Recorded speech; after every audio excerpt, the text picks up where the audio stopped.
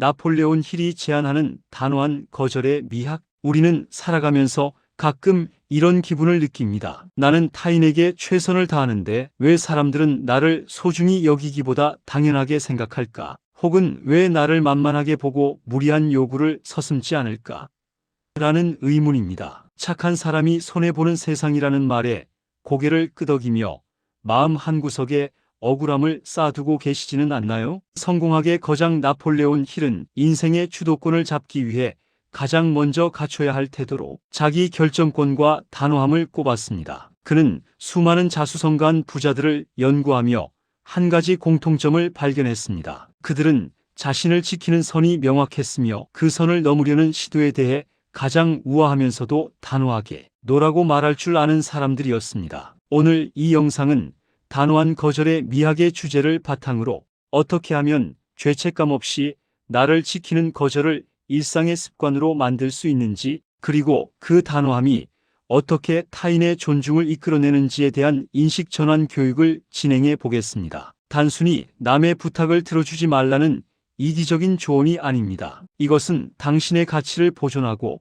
에너지를 낭비하지 않으며 결과적으로 타인이 당신을 함부로 대할 수 없는 기품 있는 아우라를 만드는 전략입니다. 1. 왜 우리는 거절하지 못하고 만만한 사람이 되는가? 우리가 거절을 어려워하는 근본적인 이유는 미움받을 용기의 부재와 좋은 사람 콤플렉스에 있습니다. 타인에게 거절의 말을 내뱉는 순간 상대방이 나를 차가운 사람으로 보거나 관계가 단절될까봐 두려워하는 것이죠. 하지만 나폴레온 힐은 말합니다. 자신의 목적이 분명하지 않은 사람은 타인의 목적을 위해 이용당할 수밖에 없다. 당신이 모든 요구에 예스라고 답하는 순간 당신의 예스는 시장에서 가치가 없는 흔한 물건이 되어버립니다. 경제학의 원리와 마찬가지로 희소성이 없는 호의는 더 이상 고마운 것이 아니라 당연한 의무로 전락합니다. 타인은 당신이 설정한 경계선만큼만 당신을 존중합니다. 당신이 스스로를 지키는 벽을 세우지 않으면 사람들은 당신의 마음과 시간이라는 마당을 제 집 안방처럼 드나들게 됩니다. 결국 거절하지 못하는 태도는 상대방을 배려하는 것이 아니라 나 자신을 방치하고 상대방에게 나를 함부로 대할 권리를 허용하는 셈입니다. 이 단호함은 성공의 씨앗이다. 가장 중요한 개념 중 하나는 명확한 중점 목표입니다. 성공하는 사람들은 자신이 어디로 가야 할지 명확히 알고 있기에 그 방향에 방해가 되는 모든 것들에 대해 거절이라는 도구를 사용합니다. 그들에게 거절은 공격이 아니라 선택입니다. 중요한 것에 집중하기 위해 덜 중요한 것을 쳐내는 작업입니다. 우리가 만만하게 보이는 이유는 내 목표보다 타인의 기분을 더 우선순위에 두기 때문입니다. 하지만 당신이 자신의 가치관과 목표를 중심으로 단호하게 선을 긋기 시작하면 사람들은 본능적으로 느낍니다. 이 사람은 자기 삶의 기준이 확고하구나, 함부로 휘두를 수 없는 사람이구나 라는 인상을 받게 되는 것입니다. 단호함은 무례함과 다릅니다. 무례함은 타인을 깎아내리는 것이지만 단호함은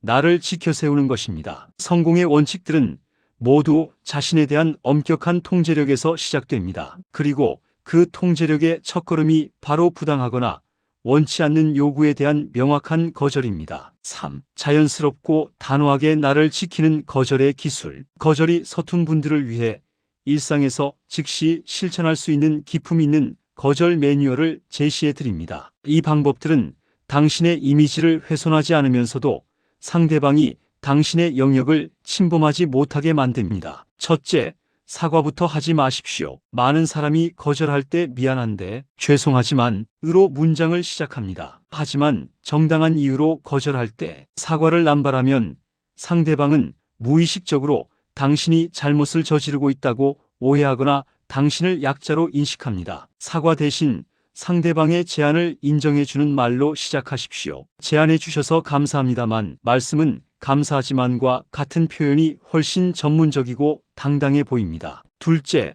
설명은 짧게, 이유는 명확하게 하십시오. 거절하는 이유를 구구절절 설명하는 것은 상대방에게 협상의 여지를 주는 것과 같습니다. 이유가 길어질수록 상대방은 그 틈을 파고들어 대안을 제시하며 당신을 다시 압박하려 할 것입니다. 현재 제 일정상 어렵습니다.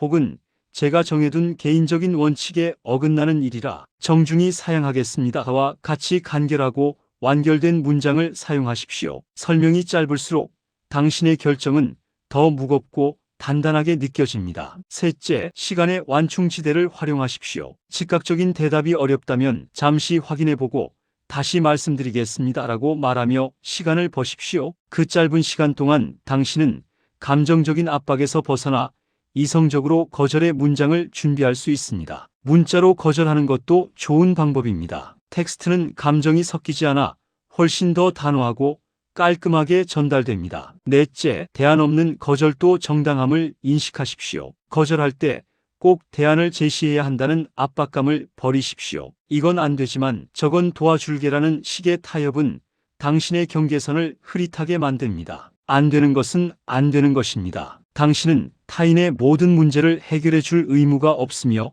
자신의 시간과 감정을 지키는 것만으로도 충분히 가치 있는 일을 하고 있는 것입니다. 4. 함부로 대하지 못하는 존재가 되는 법. 당신이 단호하게 거절하기 시작하면 주변 사람들의 반응은 두 갈래로 나뉩니다. 첫 번째 부류는 당신을 떠나거나 비난할 것입니다. 이들은 대부분 당신의 호의를 이용해왔던 사람들입니다. 이들이 떠나는 것을 두려워하지 마십시오. 오히려 당신의 인생에서 불필요한 에너지를 낭비하던 존재들이 저절로 정리되는 인간관계의 정화 과정입니다. 두 번째 부류는 당신을 다르게 보기 시작할 것입니다. 이 사람은 자기 주관이 뚜렷하구나, 함부로 부탁하기엔 무게감이 있는 사람이구나라고 생각하며 당신의 시간을 더 소중히 다루게 됩니다. 아이러니하게도 모든 것을 들어주는 사람보다 적절히 거절할 줄 아는 사람이 사회적 지위와 존중을 더 많이 받습니다. 거절은 당신의 주변의 품격에 울타리를 치는 행위입니다. 울타리가 있는 집은 함부로 들어갈 수 없지만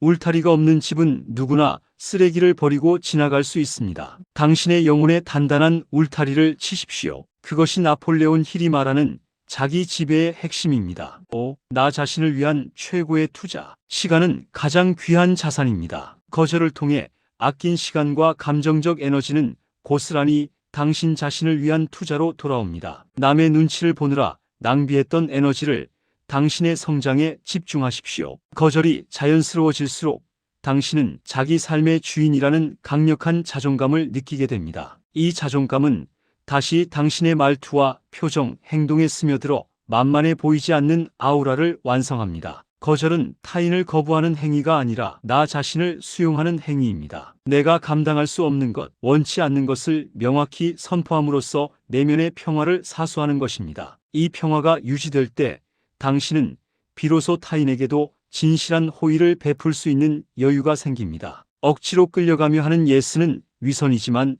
여유를 가지고 선택한 예스는 진정한 가치가 있기 때문입니다. 결론적으로 거절은 당신을 지키는 가장 우아한 무기입니다. 만만하게 보이고 싶지 않다면 오늘부터 거절 연습을 시작하십시오. 아주 작은 것부터 시작해도 좋습니다. 내 입에서 나가는 단호한 노가 상대방을 상처 주는 창이 아니라 나를 보호하는 든든한 방패임을 믿으십시오. 위대한 성취는 자신을 통제하고 주위의 산만함을 거절하는 능력에서 나옵니다. 당신의 인생이라는 무대의 주인공은 오직 당신입니다. 조연들이 당신의 대본을 마음대로 수정하게 두지 마십시오. 단호함으로 나를 지키는 거절, 그것은 무례함이 아니라 당신의 가치를 증명하는 가장 강력한 수단입니다. 거절은 끝이 아니라 시작입니다. 이제 나는 거절할 줄 아는 사람이 되었다고 선언하는 댓글을 남겨주세요. 당신이 더 이상 만만한 사람이 아닌 누구도 함부로 대할 수 없는 품격 있는 인생의 주인공이 되기를 한국개선협회가 응원합니다. 감사합니다.